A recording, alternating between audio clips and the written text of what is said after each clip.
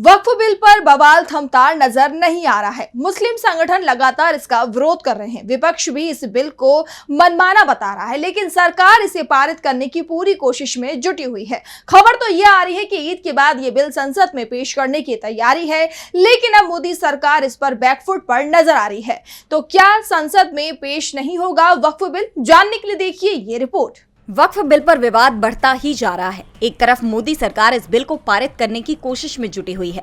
केंद्रीय गृह मंत्री अमित शाह ने इस बिल को संसद के इसी सत्र में लाने की घोषणा भी कर दी है, लेकिन अब इसे लेकर सरकार भी अपने पांव पीछे खींचती दिखाई दे रही है।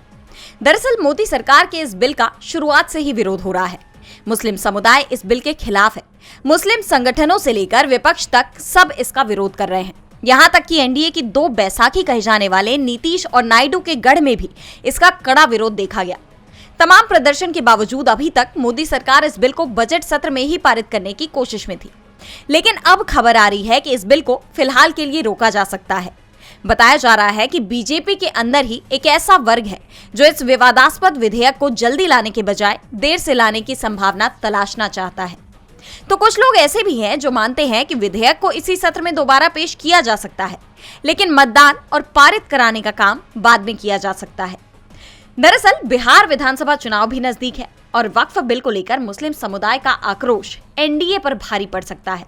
खास तौर पर यह नीतीश कुमार के लिए मुश्किलें खड़ी कर सकता है। और आंध्र प्रदेश में भी चंद्रबाबू नायडू मुस्लिम वोट बैंक को नाराज नहीं करना चाहते।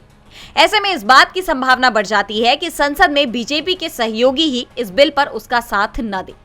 इसे लेकर एक वरिष्ठ बीजेपी नेता ने कहा कि ऐसी राय है कि सरकार कुछ और समय तक इंतजार कर सकती है और इस साल के अंत में बिहार में होने वाले चुनावों तक इस विधेयक को टाला जा सकता है। बहरहाल इसकी कोई आधिकारिक पुष्टि नहीं की गई है, लेकिन मौजूदा हालात को देखते हुए माना यह जा रहा है कि फिलहाल ये बिल एक बार फिर लटक गया है। डीबी लाइव की रिपोर्ट।